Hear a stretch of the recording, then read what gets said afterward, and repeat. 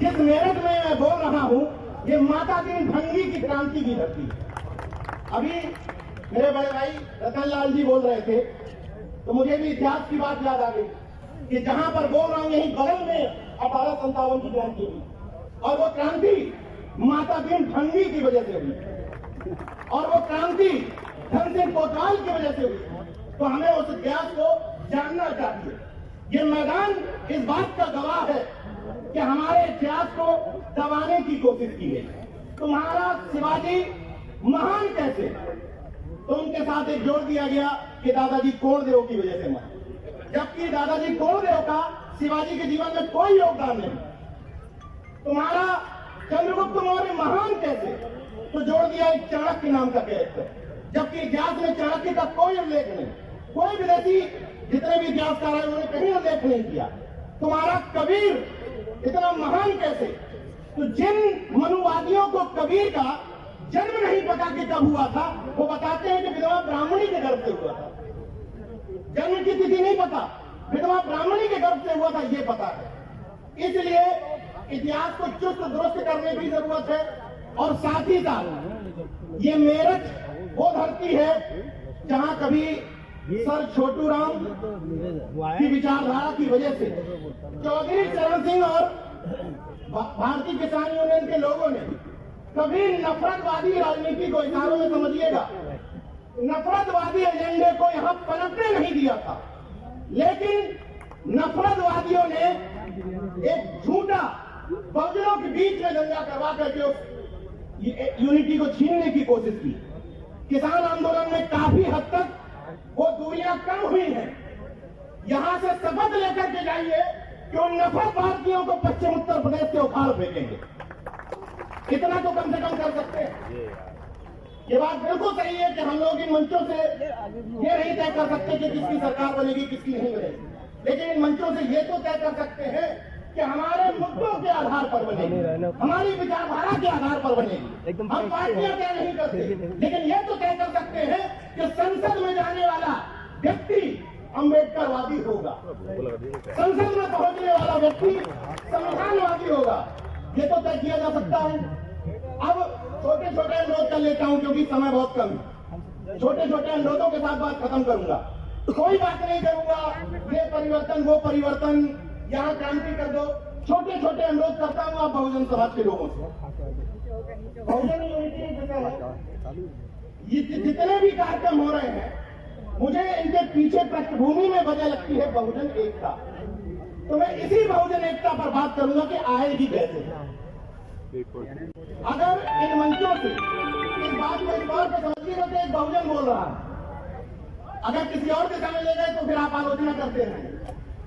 अगर बहुजन एकता हम चाहते हैं तो जो चाहते हैं उनके लिए बता रहा हूं एक और बोला कि अगर बहुजन एकता हम चाहते हैं तो हमें इन मंचों पर शिवदयाल चौरसिया को भी याद करना पड़ेगा, हमें इन मंचों पर संतराम प्रिय प्रजापति को भी याद करना पड़ेगा, हमें इन मंचों पर कर्पूरी ठाकुर को भी याद करना पड़ेगा।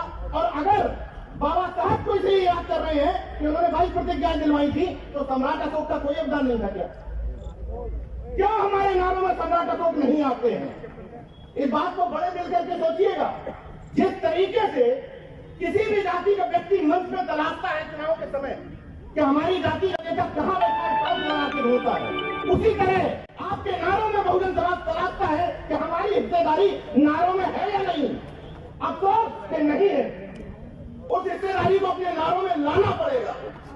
ये बताना पड़ेगा कि पेरियार लड़ई बौद्ध बने थे और हमारे पूर्वज थे। ये बताना पड़ेगा। ये बताना पड़ेगा कि ये मेरठ महाराज सिंह भारती की धरती है, जो यहाँ से सांसद भी रहे, एमएलसी भी रहे और अध्यक्ष संघ के संस्थापकों में से एक थे। ये बताना पड़ेगा कि महाराज सिंह भारती जाट समाज से आने वाले वो सांसद थे जिन्होंने सदन में आज तक किसी सांसद ने नहीं बोला है। ये बड़ा करके बताना पड़ेगा। महाराज सिंह भारती ने सदन में बोला था कि मेरे मरने के बाद इस सदन में मौन न रखा जाए क्योंकि मैं आत्मा परमात्मा में भरोसा नहीं रखता। महाराज सिंह भारती ने अपने उनके यहाँ जो इस समय उनके नाती हैं, मेरे मित्र हैं मनीष भारती जी, वो कहते गए थे अपनी वसीयत में कि ना मुझे मेरे अस्थि कलशों को कहीं किया जाए। और हाँ, एक बात और कह गए थे कि मेरे नाम के आगे स्वर्गीय ना लगाया जाए। ये जो डुअल माइंडसेट एजेंडा है ना, कि बुद्ध भी रखे रहेंगे सजाने के लिए कि हम बौद्धिस्ट हो गए हैं, अब अगर में देवी देवता भी चलते रहेंगे, तो ये पॉपुलर पॉलिटिक्स वाला एजेंडा है, इसको खत्म कर दीजिए। मैं उनसे कहने नहीं जा रहा जो पाखंडी है, उनसे मुझे कोई दिक्कत नहीं है, लेकिन जो ये कह रहे हैं कि हम पाखंडी नहीं है, वो तो कम से कम हाथों से आइडेंटिटी कार्ड काट दो। जो कह रहे हैं कि हम नहीं है, मैं किसी के खिलाफ नहीं बोल रहा हूं, तुम खुद कहने आए हो कि हम बहुजन हैं। अगर बहुजन हो, अगर बाबा साहब के अनुयायी हो, अगर सम्राट अशोक के अनुयायी हो, तो गले से और हाथों से आइडेंटिटी कार्ड खत्म कर दो। इतना तो किया जा सकता है। और बहुजन एजेंडे के तहत जब मंच से भाषण देने आओ, तो तुम्हारे भाषण के 10 मिनट में कोई ये न समझ पाए कि किस जाति का है। सबसे महत्वपूर्ण बात बता रहा हूं, होता यह है कि अगर मैं मन से 10 मिनट में 5 बार संत गाड़िया का नाम ले रहा हूं, तो क्लियर हो जाता है कि ये है। ये नहीं होने देना है। और 35 मिनट में 30 मिनट बाबा साहब को रटोगे, बहुजन यूनिटी नहीं आएगी। 35 मिनट में 30 मिनट इन सबको बताना पड़ेगा, सबको, क्योंकि देश को बनाने में, इस समाज को बनाने में सबका योगदान है। समझो भैया, तब समझोगे ये बात कि हमें बड़ा दिल करके बहुजन एकता बनानी है। ये समझना पड़ेगा कि अपने घरों में क्रॉस करना पड़ेगा कनेक्शन। घर के सामने घुसे और पहली तस्वीर देखते हुए क्लियर हो गया कर्पूरी ठाकुर एक सनाई समाज का घर होगा। ये चेंज करना पड़ेगा। अगर अपने अपने घरों में अपनी अपनी जाति का महापुरुष रखे हो, तो इस कार्यक्रमों में आने से कोई फायदा नहीं होगा। बदल दो, 5-6 महापुरुष डाल दो। और अपनी जिस कार से इस तरह के बहुजन शादियों में जा रहे हो, मुझे कोई दिक्कत नहीं। बहुजन एकता के कार्यक्रमों में अगर जा रहे हो और तुम्हारी गाड़ी में 5 सीट में 5 तुम्हारी जाति के बैठे हैं, तो तुम बहुजन एकता के दुश्मन। कोई इसमें मुझे बोला नहीं। और अगर तुम्हारी भावना तब जागरूक होती है कि आज मेरे महापुरुष, मेरे जाति के महापुरुष की जयंती है, तब मेरी बुझाई फड़फड़ाने लगी कि अरे कहीं जयंती नहीं बन रही, तो तुम बहुजन एकता के दुश्मन हो। समय के साथ बदलना पड़ेगा। जो पहले फेज का जागरूक है, पहले फेज का, मान लिया अपनी जाति के नाम पे तुम जागरूक हुए हो, लेकिन कब तक? 1 साल छूट दे दी, जाति के नाम पे जागरूक रहो। 2 साल छूट दे दी, 3 साल छूट दे दी। अरे जो 20-25 साल से अम्बेडकर भाग, नमो बुद्धाय, जगदेव बाबू और रामस्वरूप वर्मा की बात कर रहे हैं, तुम तो बदल जाओ। तब तो 1 साल वाले को बताओगे कि तुम चेंज हो जाओ। 25 बताइए, ओबीसी तो मूर्ख था, तो जो होशियार थे, जो 30 साल पहले बाबा साहब को समझ गए थे, वो खटीक में ट्रांसफर क्यों नहीं कर पाए अम्बेडकर बाबा? वो पासियों में ट्रांसफर क्यों नहीं कर पाए अम्बेडकर बाबा? हमारी गलती, हम तो मूर्ख थे, हम तो कावड़ हो रहे थे। महत्वपूर्ण सवाल है ये। इसलिए मेरे जैसे व्यक्ति को भी आरएसएस ट्राई करती है, मेरे जैसे व्यक्ति को, जो सब कुछ स्पष्ट है। केवल गूगल पे नाम डालिए नीरज भाई पटेल, सब कुछ स्पष्ट हो जाएगा कि क्या हूं। मेरे जैसे व्यक्ति को आरएसएस ट्राई करती है, और आप अपने घर के बगल के व्यक्ति को ट्राई नहीं मारते। अरे छोड़ो यार, वो तो पाखंडी। ट्राई मारिए, ट्राई। जितने भी आपके आस पड़ोस लोग रह रहे हैं, बिना ये सोचे हुए कि फलाना तो ये है, ट्राई मारिए। मैं चुनौती दे रहा हूं कि जिन समाजों को आप पाखंडी कहते हैं, उन्हीं समाजों से मैं 1000 अम्बेडकरवादी तैयार कर सकता हूं। मेरा चैलेंज है ये।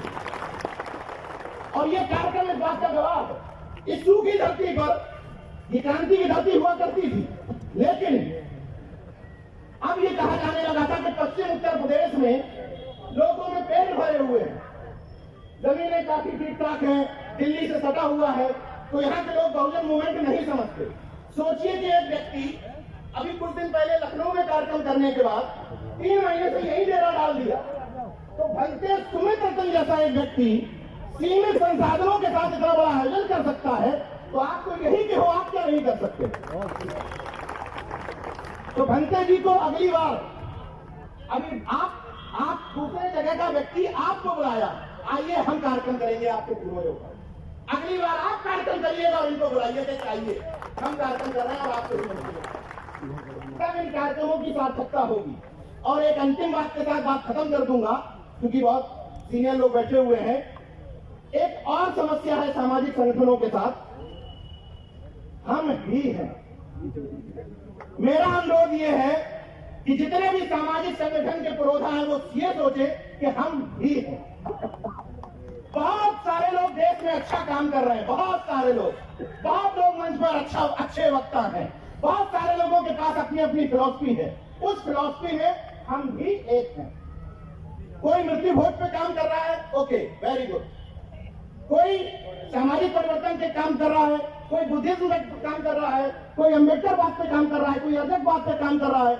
हमें एक बात समझनी है कि जब सामंती और मनुवादी आपस में खूब लड़ते हैं, लेकिन जब उनको आपके अधिकार छीनने होते हैं बहुजनों के और ओबीसी एससी के, तब एक हो जाते हैं। तो मैं आपसे ये अनुरोध करने आया हूं कि आपस में खूब झगड़ा कर लो, नाली का, खड़ंजा का, सब खूब झगड़ा कर लो, लेकिन जब मन सजा हो जातिवार जनगणना को लेकर, जब मन सजा हो प्रमोशन में रिजर्वेशन को लेकर, जब मन सजा हो स्कूलों के लिए, विद्यालय के लिए, आरक्षण के लिए, तो भले ही तुम्हारा विरोधी कार्यक्रम कर रहा हो, चुपचाप जाकर के बैठ जाओ, मुद्दे पर बैठ जाओ, मुद्दे पर सपोर्ट कर दो, बाकी फिर लड़ लो। कह दो भाई तुम्हारे यहाँ खाना खाने नहीं आएंगे, इतना बड़ा दिल हम नहीं दिखा सकते, जो प्रैक्टिकल बात कर रहा हूं। लेकिन जब मुद्दों की बात आ जाए तो भीड़ में बढ़ाने में शामिल हो जाओ, और सामने वाला कहे भाई जय मूल्यवासी, कोई तकलीफ नहीं, जय मूल्यवासी, नमो बुद्धाय, नमो बुद्धाय, जय भीम, जय भीम, जय फातिमा, जय फातिमा। क्या दिक्कत है कि सामने वाला क्या कर रहा है? कोई जरूरी है कि हमारा संगठन, हमारा बैनर, हमारा नारा तभी देश बाबा साहब का या बुद्धिस्ट देश बनेगा? एजेंडा ये होना चाहिए कि तुम कुछ भी सामने से बोलोगे जो हमारी बहुजन एकता में शरीक होगा, हम वो इस तरफ से बोल देंगे। बस नफरत वाला, भ्रुक्ति तान करके दूसरे को चढ़ाने वाला, सांप्रदायिक ताकत को बढ़ाने वाला जय जय श्री राम नहीं करेंगे। इतना तो तय करना पड़ेगा कि हम इस तरफ हैं और इस तरफ नहीं। और इसीलिए राजन पाल गौतम जी जिस मंच पर हैं, उस मंच पर बगली में बैठे हैं, तो वहां से थोड़ी सी एनर्जी इस तरफ को आ रही थी, तो एक चीज याद आ गई। जैसे 22 प्रतिज्ञाओं की बात हुई, तो मैं सिंपल शब्दों में ये पूछना चाहता हूं कि भारत का संविधान धर्मनिरपेक्षता की बात करता है। उसका मतलब यह है कि किसी को शिवलिंग में भरोसा है, तुम्हारी इच्छा, कोई दिक्कत नहीं हमें। किसी को मस्जिद में भरोसा है, किसी को क्रिश्चियनिटी में भरोसा है, कोई दिक्कत नहीं। किसी को बुद्धिज्म पर भरोसा है, वही भारत का संविधान हमारे जैसे लोगों को ये इजाजत देता है कि इसमें तकलीफ कहाँ है कि हम कह रहे हैं कि मैं ब्रह्मा विष्णु महेश को ईश्वर नहीं मानता तो नहीं मानता यार, जबरदस्ती बनवा लोगे क्या? ये तो हमारे व्यक्तिगत विषय है ना, ये तो हमारा निजी विषय है कि हम नहीं मानते तो नहीं मानते।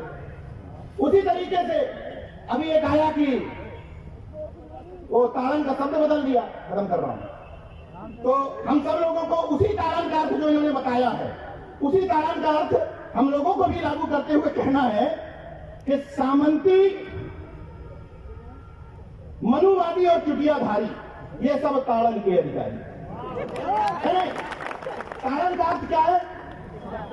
बस हम शिक्षा की बात कर रहे हैं, संवैधानिक लोग, हम लोग संवैधानिक लोग हैं, हम लोग शिक्षा की ही बात कर रहे हैं। तो शिक्षा देना जरूरी है कि नहीं?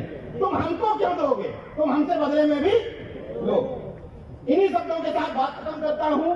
नाक छोटी कर लीजिए, दिल बड़ा कर लीजिए, मुद्दों पर एकजुट हो जाइए, यूनिटी को बढ़ाने के लिए क्रॉस संरक्षण करिए, अंतरजातीय विवाह करिए।